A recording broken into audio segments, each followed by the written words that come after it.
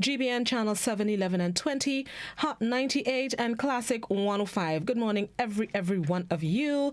As usual on this day of the week, we facilitate representatives of the government. I am expecting to be joined by Grenada's COVID-19 response coordinator, Dr. George Mitchell. Before we get into that conversation, or before he joins us via our Zoom platform, we have to ensure that everything is okay. And just before he joins us, we're going to open the phone line very briefly.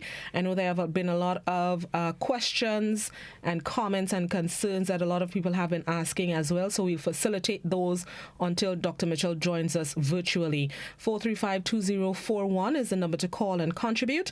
You can also WhatsApp that number as well, 435-2041. But please, only written messages. We cannot take any voice or video calls on the WhatsApp. Neither can we listen to voice notes. So please just type in your questions, comments, queries, concerns, and I'll see if I can address them, or I'll take note of them until Dr. Mitchell joins us.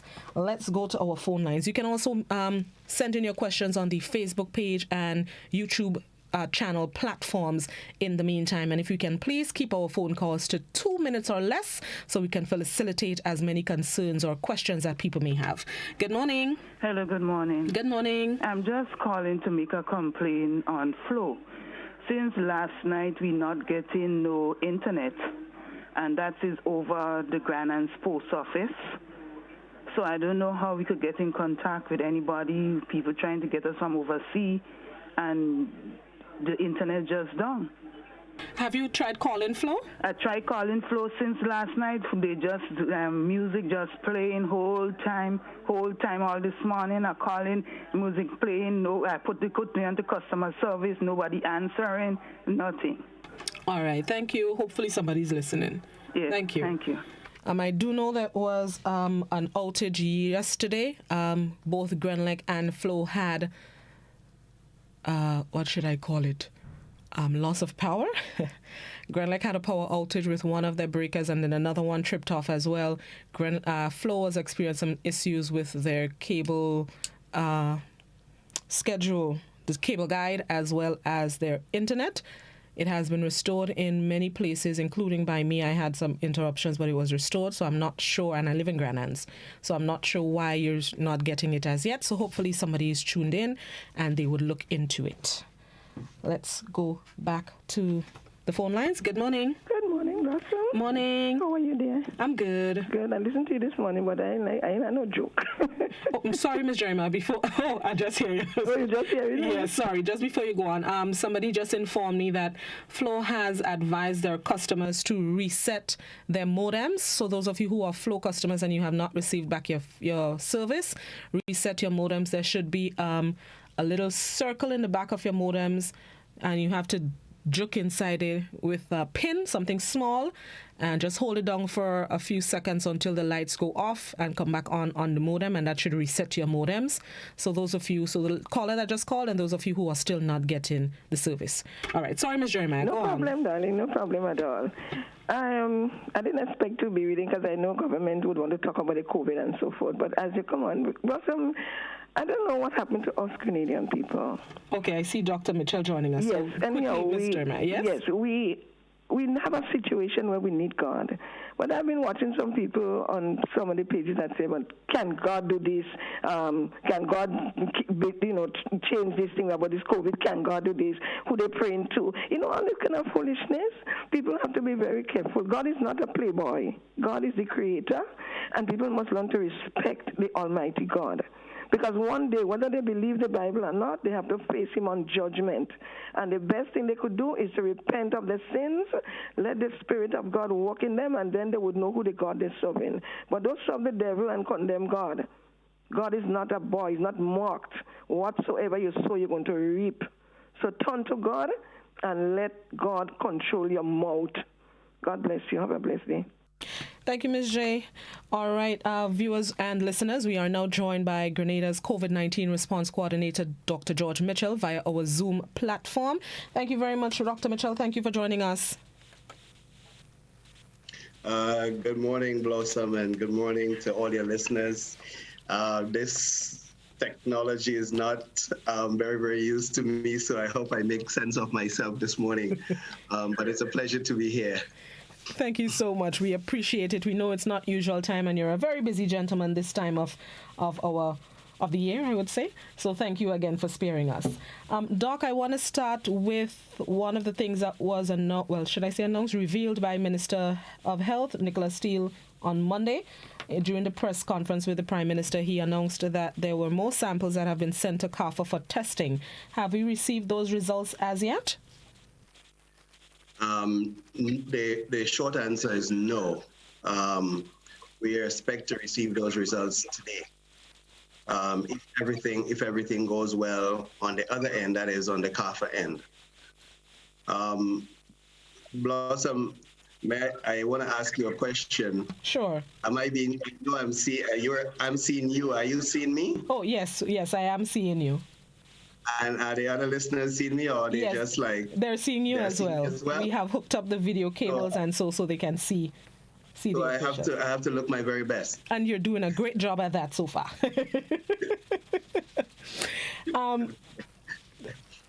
Just fly out of my mind. Okay, I remember now. What are some of the latest developments as it relates to Grenada's COVID response? When I spoke to Dr. Martin earlier this week, he spoke about stepping into what could be deemed another phase in terms of getting volunteers to help the officials go around and continue the contact tracing. What are some of the latest developments in Grenada's fight and response against COVID-19? The most important features of this response is really to tie down the contact tracing and following up on those cases or those persons who came back into the country from that period where for example, the first case, positive case came in. We are trying to ensure that every single person from that list, I'm getting a feedback, so it's kind of... You're still getting it? I don't know if you can fix that. You're still getting it? All right, well, let me start again. No, that's better now. Okay. Yeah, I was saying that the most important feature of this phase of the response is to try and get in touch with every single person that came into the country within the last 14 days. And we are making good headway in that. We have established some teams, and they are looking at the list of persons that we got from immigration, a complete list of all those who came broken down by parishes. And we have folks, we have volunteers, we have personnel calling these people to, one, ensure that they are observing the quarantine measures, and two, to find out how they are doing. If at any time, based on the questionnaire that we have developed for them, that we find anybody who are demonstrating or who have any symptoms that suggest that they may be becoming symptomatic, then we will elevate that person or persons to the contact tracing team. So that is an important feature of this phase of the response. The other feature, and one could argue that it is probably the most important feature, is to do a thorough job at the contact tracing. In other words, those persons who may have been in touch or potentially exposed to persons who we have confirmed to have COVID-19. And that particular job is also being concentrated, focused, and a lot of effort is actually going into this job as we speak. So that is the most important feature at this time. We believe sincerely that if we can do this in this period, then we are in a good place, so to speak, in terms of ensuring that we tie down, for the want of a better word, the potential of massive spread. But that, as you can well realize or imagine, it's a very tedious job, and this is why we're doing what we're doing right now. meaning that we are asking persons to stay put, stay in their homes as much as possible, so that if, por si acaso, and that is for those who speak Spanish, that means if at all it was possible that you were exposed, then you will not be sort of like spreading the disease to anybody else but there in your home. And so this is one of the features, and this is one of the reasons why, say, the regulations or the state of emergency was put into place. Not, as the Prime Minister said, not because we don't, the government or whoever it is, don't love people. And I'm not talking as a government official now, but I'm talking purely from a health standpoint. This is the reason why not suggestion, we raised it to the level of the government to say this is what needs to be done in order to stem the spread of COVID-19 at this time. Speaking of contact tracing, how wide of a net has been cast? I'm not sure if you may have numbers, but in terms of the people who have been contacted to advise, self-isolate just in case, or, be mindful that there's a possibility. Do you have a figure on average of the number of people who have been contacted? Blossom, that report we will get today. One of our team members is actually working that out as we speak. Yesterday in his report, we understood that a good 90% or even more of the persons who we are looking for have been traced down. In other words, there are more than one focuses of the endeavor. So, for example, you have a case in one part of the country, then you're looking for those people who have been in contact with that particular person. So in a particular case, we have 100%. But in another case, we will have less, and we're actually looking for them. The actual hard numbers, I don't know, but I'm talking percentage-wise, we have a good over 90% and looking for. But this is a tedious job, because the more you know, the more you find out, is the more you realize that maybe there is one or two more persons that you have to find out. So it is sort of like an ongoing job.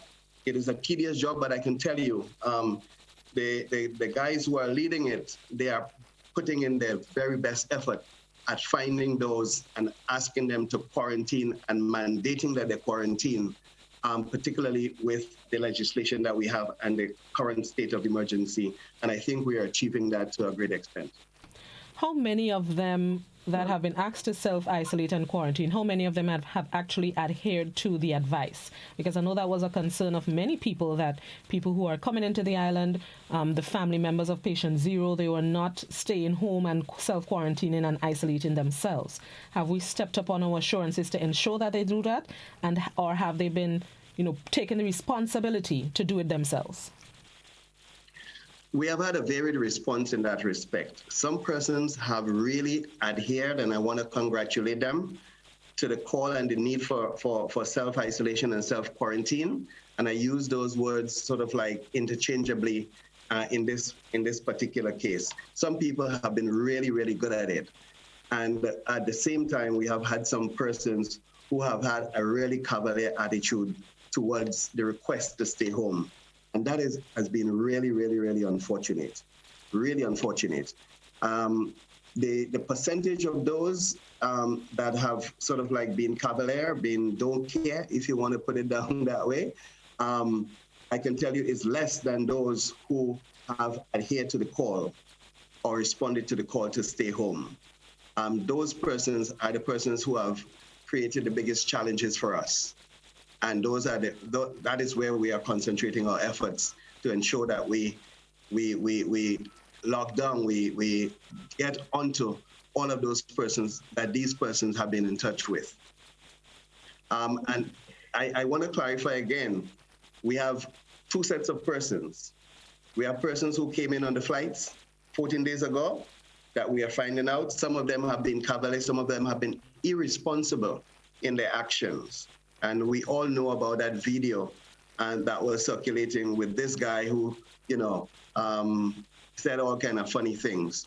And we have had a couple more people like that. So that is one set of persons. And the other set, of course, are the ones that have been in contact or potential contact with those persons who we have found to be positive. And in both cases, I think more and more we're getting where we want to get in terms of having these people quarantined, self-isolate, and exhibiting or doing what they ought to do so as to prevent the potential spread of the virus. In the Prime Minister's explanation for the need for the 24-hour lockdown, his explanation basically came down to Grenadians had, and we weren't really obeying the limited state of emergency and the need to stay at home. Now that we've stepped up the 24-hour into 24 hours, it is 24 hours since we implemented that. What has been the feedback so far in terms of people actually staying home this time around? I think Grenadians have heeded the call. Sometimes, it is unfortunate, Blossom. It is unfortunate sometimes that you have to take really, really, really harsh measures for persons to obey. And I don't know why, but maybe by nature or culture, we like the rigidity. We like to be told to do that. If we are suggested, if a suggestion is made for your good, you don't do it. And I recall about 3-4 days ago, I was having a conversation from an expat, and we were having exactly the same conversation. And she said, you know what it is? In places like Thailand, where the military comes out and say, look, don't move, and nobody moves. That would not have happened in Thailand. And in other societies that you have, that kind of military. And sometimes it's unfortunate, but our people sometimes like that, and they're like, okay, in this whole democracy, you can have all the freedom to do what you want to do. And so you have to move to the phase where you say, okay, don't move. But, and this is unfortunate, but we live in that kind of society as we speak. And quite frankly, I prefer that society, if you ask me, than the military one that says, okay, if you go out, I'll shoot you. But having said that, the reports from around the country looks very good. I have been around, and I'm fortunate to be able to traverse the areas from work to home, and I see good compliance. The police reports are indicating a similar thing in other parts of the country.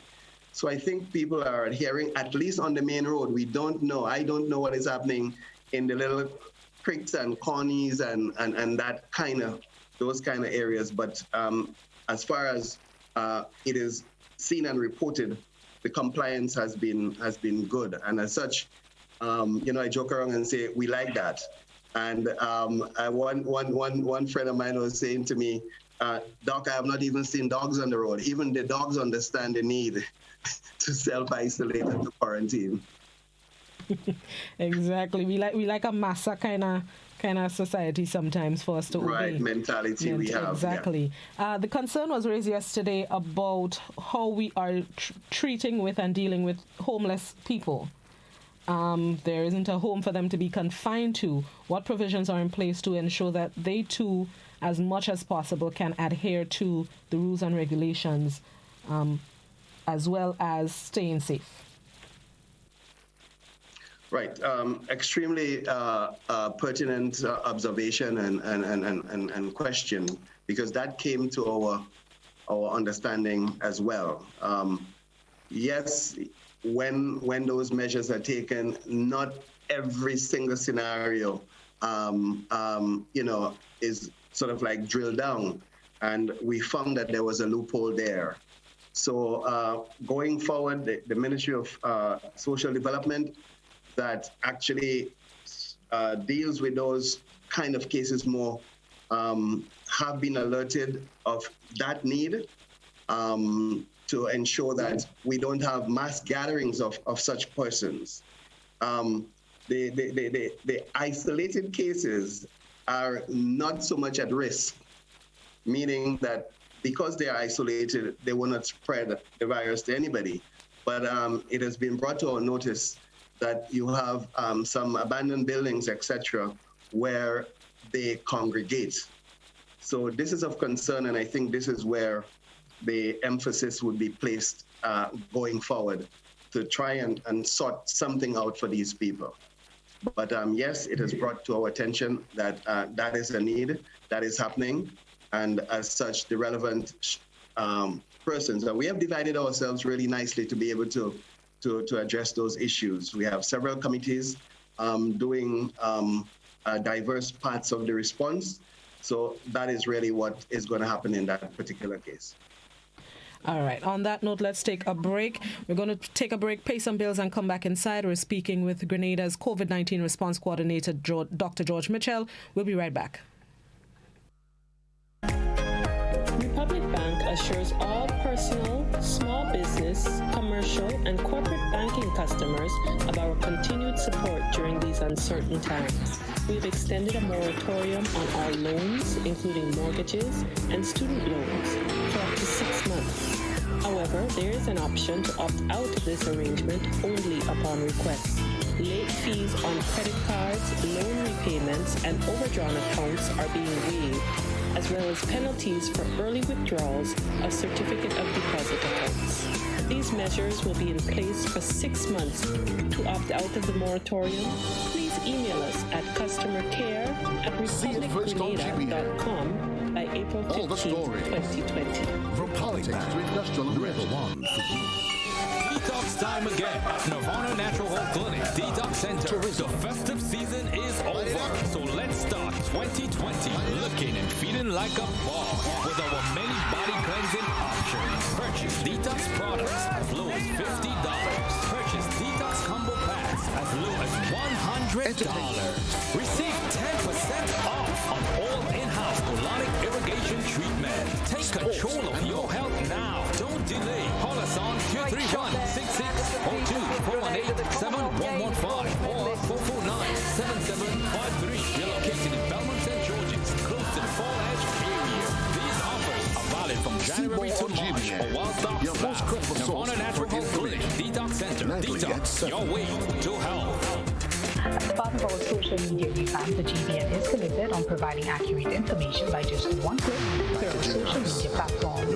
You can now follow the page at GBN Television, together with our sister stations Classic FM Grenada and Hot FM Grenada. You can also subscribe to our YouTube channel, Grenada Broadcasting Network.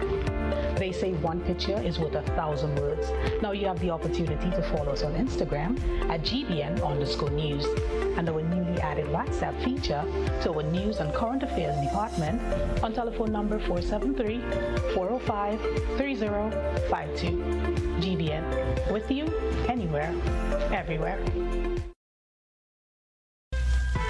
Stomp out careless or intentional bushfires, dead out. Youths, hunters, smokers, let's prevent bushfires. Here's why. Yeah, bushfires. The shoreline's wet, crops should be bushfires. Can lead to food scarcity, threatened biodiversity, cause water shortage, water calamity. Bushfires in watersheds deplete water quality, threaten property, life and security. Bushfires set intentionally, water sanity.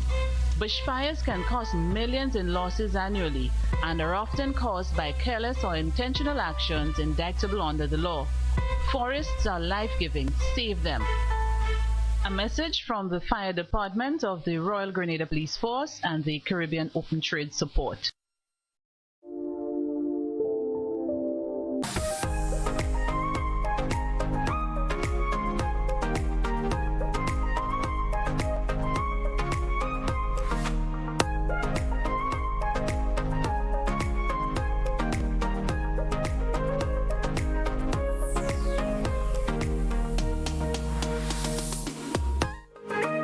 Welcome back to the Point. It's now time to open the phone lines, 435-2041.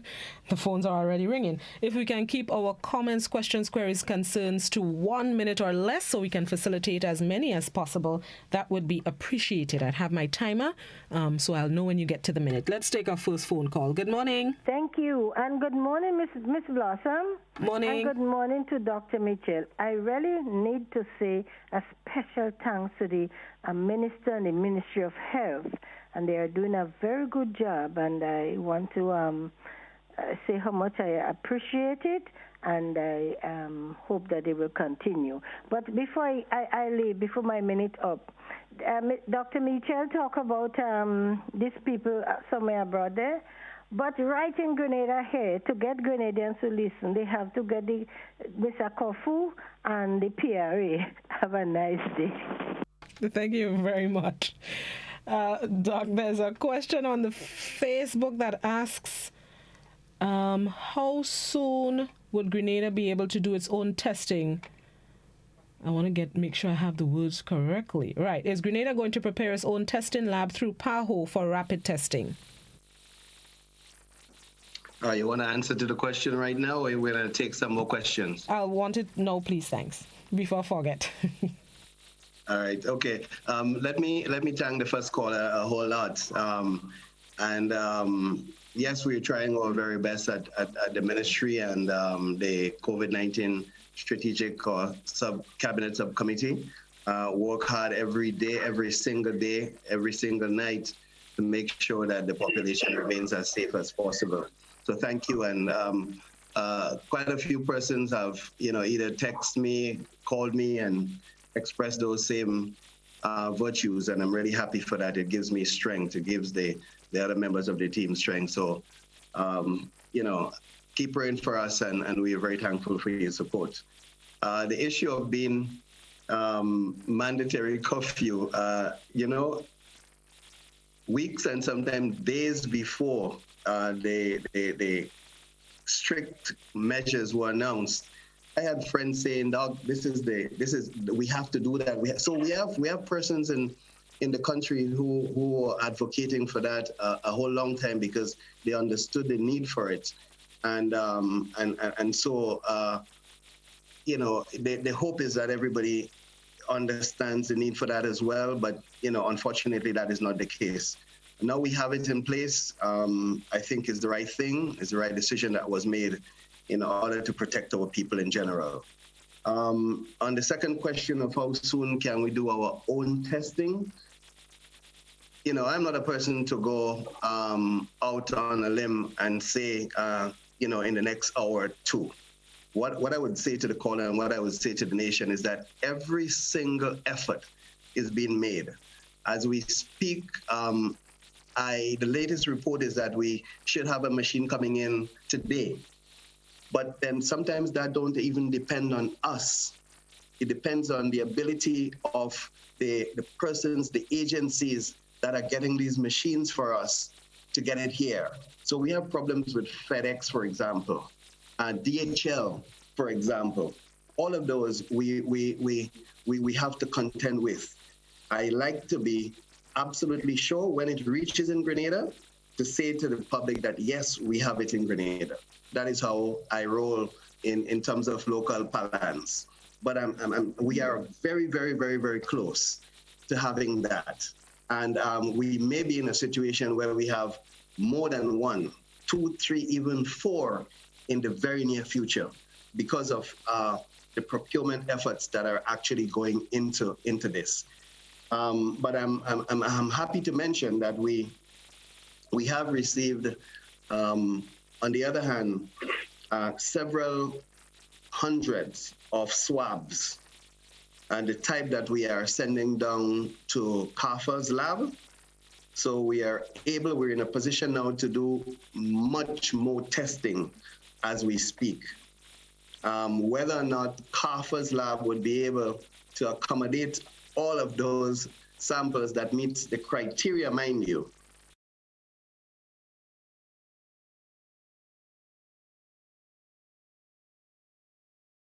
not flying. It is not as though every single day the swabs are going down. It is a schedule that is operated from Barbados, and many of the other islands are actually using that same service. So herein lies some of our challenges, but we are making all the efforts, and as I said just now, we have in our hands, in my possession, and I can even show you right here, several hundreds of swabs that we recently, only yesterday, received to be able to do much more testing than we have done before. So we're in a much better place than we were yesterday. That's good news. Let's go back to the phone lines. Good morning. Morning. I'm on 3 minutes, 17 seconds so far. And I'm on a cell phone. Sorry about that. Thank you. But I have a joke for you before I go into my substance. You only have 1 minute, so skip the joke. Skip the joke. You only have 1 minute. What's the question? I'm glad to hear Doc. The Doc is talking relative to the issue of addressing those who need to be quarantined. Their food or supplies is being addressed right now. I'm glad to hear that, because that's one of my biggest complaint for the while. Because while you're shutting down the place, you're forbidding and limiting people to activities. You have to make sure that their needs are met. Otherwise, they will find themselves all over the place, trying to find whatever they need to function. So I'm glad to hear that the task force is addressing that aspect of it. Take care. Thank you very much, caller. Any responses, Doc? Oh, yeah. Yes. As I mentioned just now, we have several committees within the response team that are looking at different aspects of the response. And yet again, we are going to be using, say, structures like Ministry of Social Development, who have the list of vulnerable persons. We're going to be using structures like NADMA to ensure that if there is need for food supplies to persons who are quarantined and have that necessity, that we can appropriately cater for them. So, as I said, and the needs keep sort of like developing all the time. But we are versatile in our structure to be able to appropriately attend to those. And the welfare of the people, mind you, is paramount. From the committee's point of view, we don't want a situation where, yes, you are averting one problem, but you're creating another problem on the other hand. That is not thinking it, thoroughly. So yes, a lot of thinking and a lot of thought process is actually going into the response. There's a question on the Facebook and WhatsApp.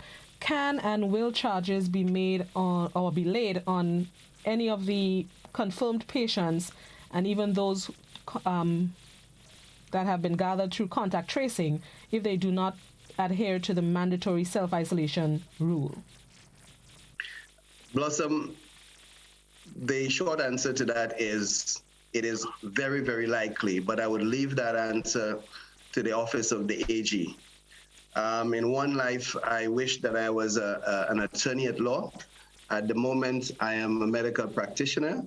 But what I know of the laws that exist at the moment, particularly the Public Health Act, therein lies the authority for that kind of measure to be instituted, to be taken.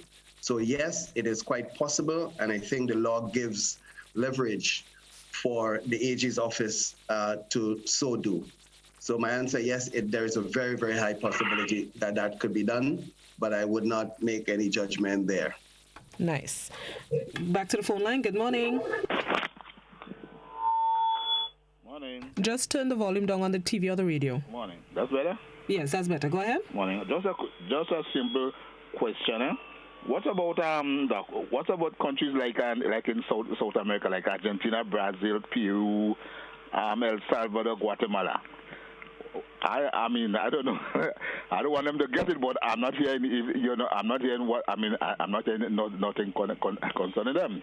So I don't know if it's down there or if we're not getting reports or not. Thank you. Thank you, caller. There is a daily report coming out from the World Health Organization of the number of cases in countries throughout the world. I have not brought myself up to date with the figures and the numbers in those South American countries, but by all reports, the level of transmission in those countries are seemingly quite low and quite minimal. And all praise to them, and I'm happy for them that it has not sort of like invaded their territories already.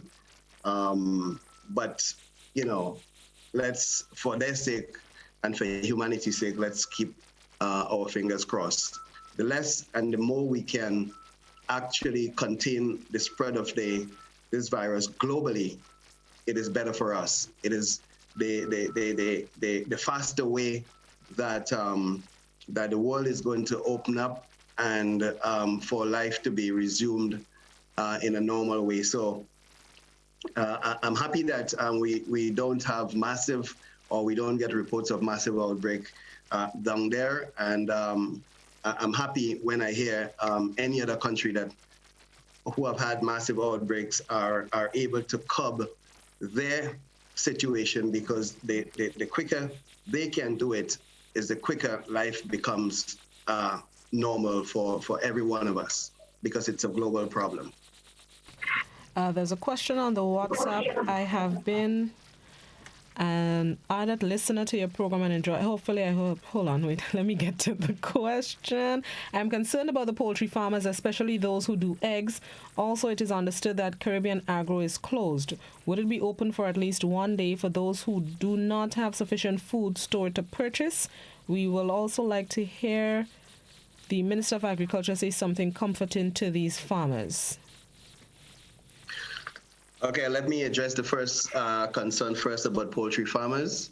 2 days ago, the president of the Poultry Farmers Association called me inquiring into what sort of like measures are there in place, and the answer was a resounding yes. We are affording those poultry farmers to attend to their eggs, their chicken, their farms. So that has been put in place. I think the methodology is that these farmers with the ID can go to the relevant police stations and get a pass. My discussion with the president of the association was a very cordial one, and I think a very understanding one. So that system has been put in place. In terms of Caribbean Agro, we did seek to empower ourselves, so to speak, with what was happening there. Our information is that at the moment, they do have enough feed in stock to supply. And yes, I am sure that on when the demand or the time comes for, say, the persons in the farming community, the poultry association, making a request for that, I'm sure that there would be leniency, there would be the opportunity for folks to be able to buy, maybe in a controlled way, so that our objective is not defeated, meaning that we don't want crowds of persons gathering at this time to risk anyone from sort of like transmitting if they unfortunately have the condition. So yes, that would be taken into consideration, but in a controlled environment. There's a concern on WhatsApp. A concern with garbage collectors. They just passed my home and those guys have no protective gears, not even masks on. Virus can remain on bags for some hours. Doctor should speak to the contractors. In addition to the garbage collectors, somebody called this morning with concern about members of the RGPF and their lack of PPEs, personal protective equipment as well. Are efforts being made to provide those equipment to them from government, or should the employers be the ones to supply that to the garbage collectors and the RGPF? Oh. So the garbage collectors, yes, I agree that they should all be wearing protective gear. Even outside and before COVID blossom, some of them used to be having or used to be wearing those face masks. So yes, I will speak to each of the contractors in this period, especially to ensure that their workers wear these protective gears as much as possible. But you know how we are. As we said, if you don't lock us down, if you don't tell us that, listen, you must do this, you must do this in a very harsh way, some people actually don't do it. So I would not go on a limb and say that the contractors sort of like they don't advise accordingly, and persons are not doing it, but I will remind them that yes, this is a really, really staunch requirement in the period. In relation to the RGPF, on my way down to participate in the show, I had 2 roadblocks. Some of the officers were wearing it, some weren't. There in a game, you find the same sort of like, not 100% compliance, but the RGPF, I think, is on board, and more we're seeing that they are wearing the protective gears, and we will endeavor to supply. If by chance they don't have at this time, we will endeavor to supply them with. And this is one of the things that I did not say just now, but on its way we have literally thousands of face masks. But I don't like to say these things unless they land on Morris Bishop International Airport. But we have made inquiries out there, and a lot of very good people. And you know that phrase, a lot of very good people have come forth and assisted us in getting some of those, and they're on their way at some point or the other. But I don't like to say we have them until they reach on the Morris Bishop International Airport. Understood. Let's go back to the phone lines. Good morning. Good morning. I am calling in connection relation to a disabled or other abled gentleman who lives in the Belmont area. His name is Patrick. He walks with 2 sticks and is well known by the driving public in the Belmont area. Now, he lives alone, and he used to exist between the beach and his home. Well, the beach and the tourists used to be very good to him, but that is no-no. And we used to help him out with meals occasionally, but we are now unable to do this. I haven't seen or heard of or about him since the lockdown. I think it's my understanding that you have some Meals on Wheels or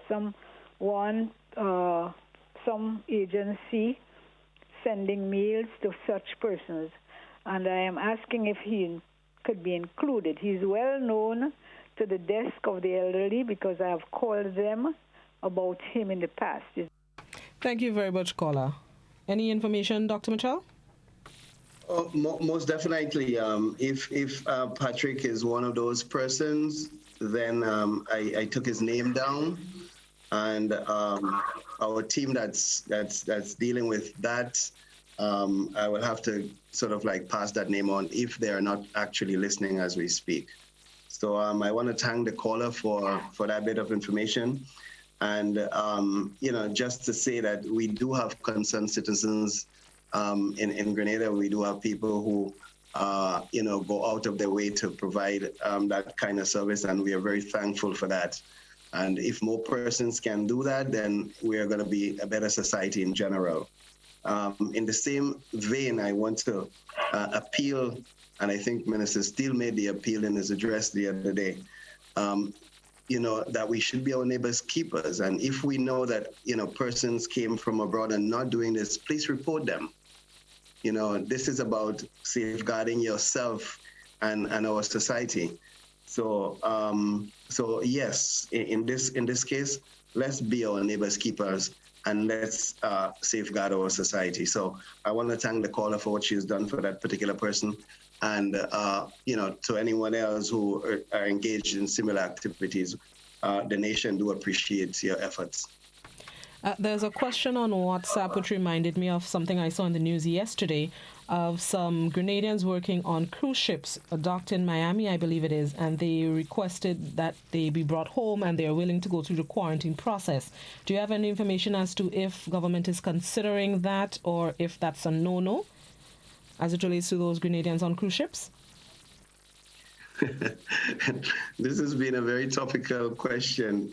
The latest information I have for you, Blossom, and for the listening public is that no, we're not accepting anybody back at this point in time. That may change in the very near future, but at this time, the regulations and the positions that has been adopted by the government is kindly stay. Let us organize this thing here, and then we're going to do what is necessary as the time goes on in terms of persons repatriating. Not only do we have persons from cruise ships out there, but we have a lot of people who had booked to come in the UK, in the USA, and etc. And we have had to take a principled position to say at this time it's very, very difficult, and our primary focus is really on safeguarding, Grenadians who are actually here. We care about them, of course, and I'm sure that there is an arm of our response that has been tasked to reach out to these folks to investigate or to inquire is the better word into their well-being, and any assistance that can be afforded at this time, to be afforded. Any assistance that could be afforded. We're not saying that we will do hotels and all of that for you, but at least reaching out to these people to tell them that, yes, we do care. We know that you're Grenadians. It's unfortunate the situation that we're in, but it is really, really difficult for us at this time to engage in that kind of repatriation. All right, let's go back to the phone lines. Good morning. Yes, good morning, Citizen Welsh. Greetings and good morning to your guest, Dr. Mitchell, isn't it?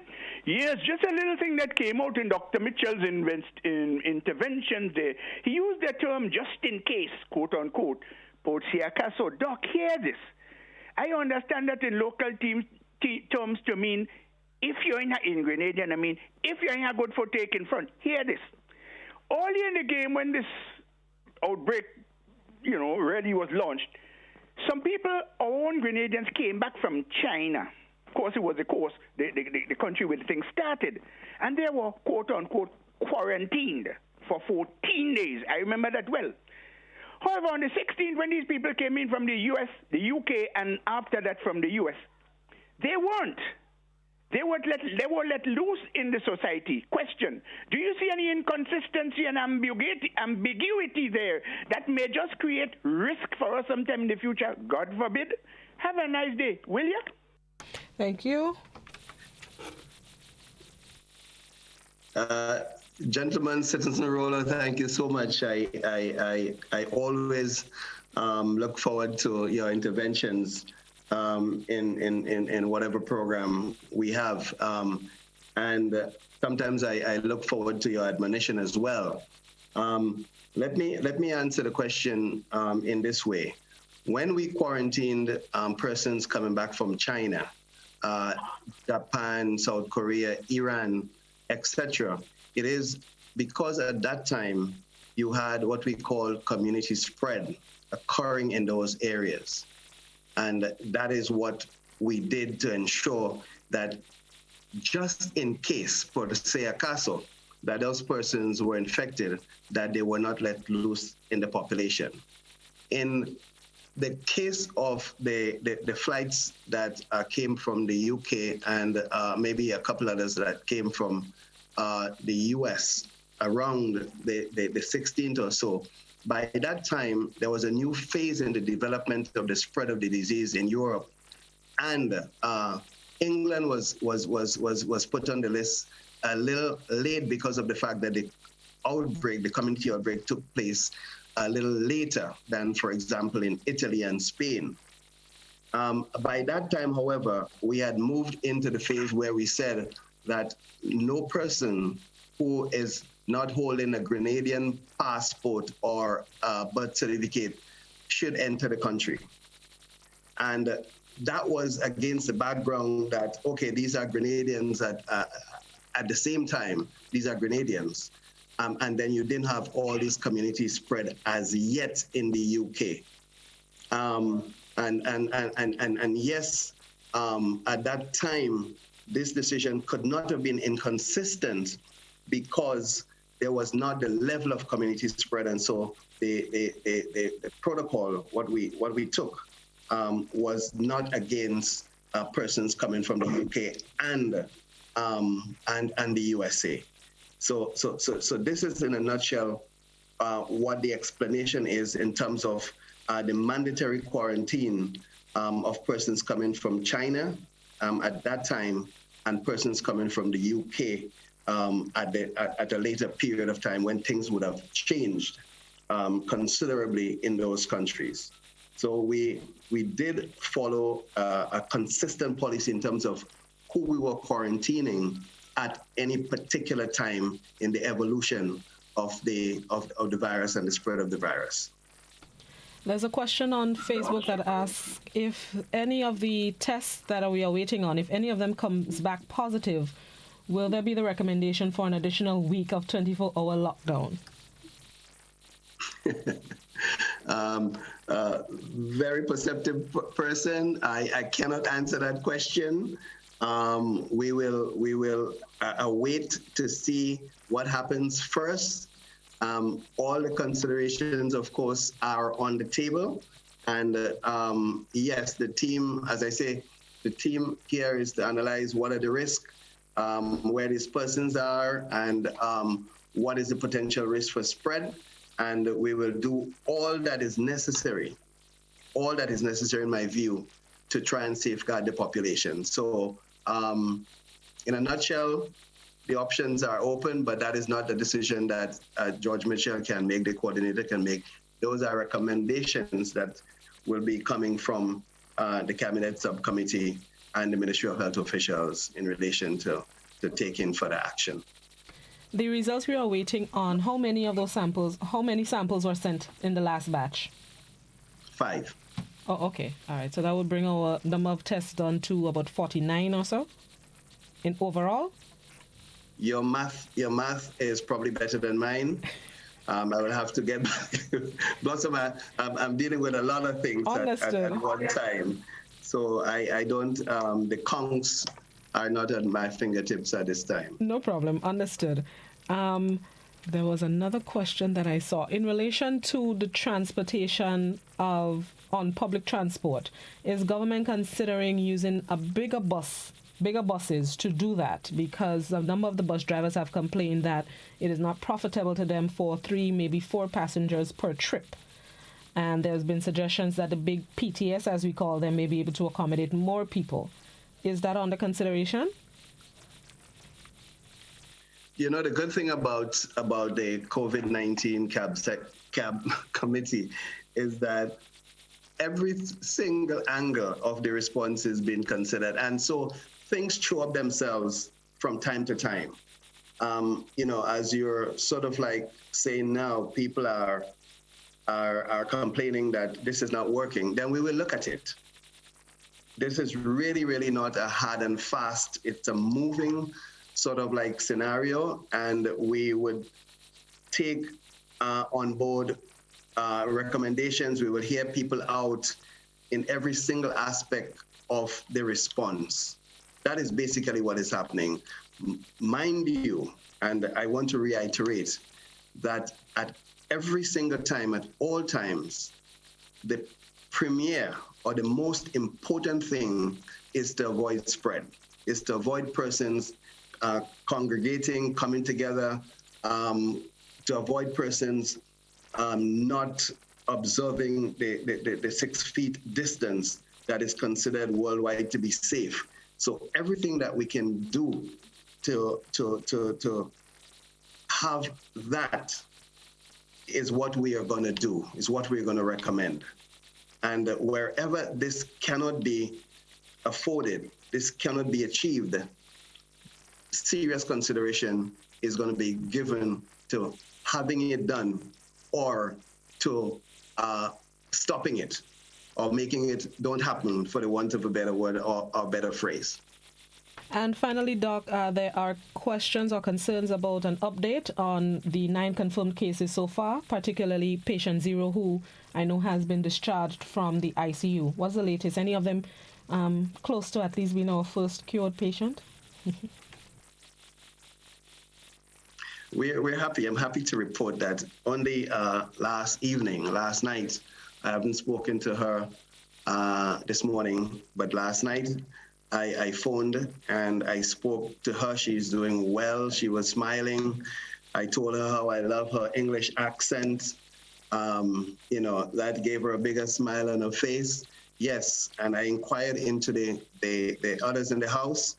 Most of them are doing well. One person is still having a lot of cough and is not doing as well as the other members in the household. So that is the one case, but all of the others are doing very well. And I would close with this comment on Facebook. It says, in spite of all the negative comments out there, I would like to applaud our local authorities for the measures that are currently in place. Grenada's response is more drastic than many other countries in the world, and I believe if everyone follows the guidelines, stay inside, we will be all right. Well, thank you. I hope that we are getting many of those. I think we're doing the right thing. I am confident that the measures that have been announced and the fact that many people are adhering to the call to stay home and stop gathering is the right thing to do, is the way that we're going to get through this outbreak and come out of it in the fastest way without any collateral damages to our health workers, to our citizens, and to everybody in this country. Before I go, Blossom, I would like to take the opportunity to really congratulate our healthcare workers who are on the front line of this. They deserve a round of applause. Those are people who are the first responders and other first responders in other sectors. We want to applaud them. We sometimes don't give people enough praise for what they're doing. But in this case, from our end and from my end, I want to take my hats off to all of those folks who have been, heroes in their own rights, making sure that our Grenadian population, our Grenadian people, their families and friends are safe. And I want to thank you for having me on the program. And I appreciate it. Just before you go, there's a question on WhatsApp that asks if all the 9 patients are still in Grenada. The person saying, I understand the last 2 people left the country unknown to the authorities. We have information that 1 person left with their family, wife and a child, and all the contact tracing in relation to that particular case is being done, has started. We're almost there with the contact tracing of that particular person. But as I said earlier in the program, it is an ongoing job. It is okay. That person was here. Who they have been in touch with? That person was there, and we're learning more and more, and that is being combed as we speak. In other words, it's an ongoing, almost detective-like work in terms of the contact tracing for that particular individual. But our folks are on it, and God forbid that in the case of that particular person, that there was not the kind of contact that sort of like put people at risk out there, but we are following that person with a fine-tooth comb, as we say locally. So it's safe to say that Grenada only has 8 active cases now, as of 5 minutes past 10. Confirmed. Okay. Confirmed cases. Okay, good. Well, Doc, thank you once again. We've stolen 5 minutes out of GBN's programming, but thank you once again for sparing us some time to bring us up to date with Grenada's response. Appreciate it. Stay COVID-free. Thank you very much. Bye-bye. And that's the end of the program. Stolen 5 minutes from GBN's homeschool program. Mrs. Campbell, my apologies, but I thought we needed to get those information out there. Keep it locked to GBN Classic Hot 98. This is your information center as anything relating to coronavirus COVID-19. Have yourselves a wonderful Wednesday. Stay COVID-free, be wise, and sanitize. Have a good one, everybody.